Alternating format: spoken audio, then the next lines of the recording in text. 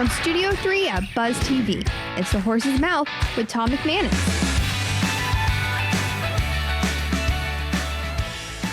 All right, welcome into The Horse's Mouth here at Tommy Max, of course, at my bar where everybody has a seat, always available to them to tell their story. Brought to you by our good friends at Dasher and at YOLO Rum. Great to have both of them on board. We're thankful for all of our sponsors. Well, Bozard Ford Lincoln is here, the fellas are, and we're going to talk some leadership and talk a little Mile 1 leadership. Let's welcome them in. Ed Roberts is here. Hey, Ed, how are you? Good. The COO of Bozard Ford Lincoln. Absolutely. How long have you been in the automobile industry? Been in the automobile industry for 32 years this year. 32 years. Yes. A lot of people, lifers, I would imagine, right? They just get the bug to sell cars and then move up, obviously, right? Once you get in, you get hooked. I started as a tech apprentice way back in 92. Did you really? Yes. And now you're the COO. Good for you, man. We got some familiar friends and Kevin Snyder and Teles Asamenos and being around here long enough. You wrote a book about leadership, Ed. How about that? I did.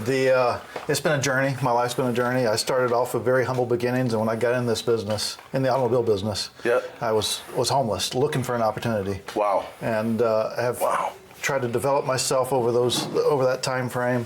And now it's all about giving back and giving people those opportunities to say, hey, you can be more than what you are. And it's all about personal development. That is great, man. You brought a friend, Jeremy Stevens. Hey, Jeremy, how are you? Good. With Bozard as well. New to the area, though, huh? You brought down from North Carolina. That's right. I moved down here about the middle of December, which is a horrible time to move around Christmas and stuff. That's right. But we made it work. How do you like it so far? Love it down here. People are great. Just, getting out of my comfort zone. I was always born and raised in North Carolina, so it was good to kind of start over fresh. Cool. And how long you been in the automobile industry? So I started, 2 years behind Ed. So this will be my 30th year in the industry. That is fair. And what do you do with Bozard? What's your So right now we're doing a remote service. I'm the remote service director. So we're going to kind of turn the industry upside down and change the way we do things. All right. I like that, man. And you're spearheading the initiative up, huh? Exactly. Good for you. What's the biggest challenge you think? Yeah, the biggest challenge is scaling it. It's nobody scaled it to this point that we're about to do. So it's exciting being on the ground floor of new stuff, basically. So Can you give me some special sauce? We got to keep that quiet. No, we got to keep that on the down low. We don't want everybody to know it. Definitely not. Definitely not. All right, so the title Mile 1, where did that come from? When I first got in this business, I didn't have any formal training. Was still in high school, hoped of getting somewhere, but I knew that I had to make something happen, and not having any direction on how to make something happen, I had to break things down and I can do that. Well, I can do that, and over time it evolved into what's my next step. Okay. And that's breaking that bigger task down into manageable steps, and that's what Mile 1 is. No kidding. My next step is my Mile 1. Is there in your journey faith in your journey? Absolutely. There is. Yep. And leaning on faith in all times, and then also giving thanks when things are good, right? Well, if you don't have faith, then nothing else comes from it. And if you chase the things that you're in control of or have some influence on, you make things happen. If you only complain about the things you have no control over, then you're just going to stand still or back up. All right, you guys are both leaders. Jeremy, I'll start with you. What makes a great leader, do you think? Just that being approachable and listening to the people around you, because just because you're in a leadership position don't mean you know all the answers. And, correct. And you have people with boots on the ground that are closer to the problem than you are, and just being there listening to their issues and letting them fix their own problems and empower them to do what they need to do to get the job done. I like it. Ed, how about you? What would you say? Very similar to what Jeremy said. It's about connecting with people. A lot of times people get in a routine, and that's how they can exist. So they stick with what they know rather than what they're capable of.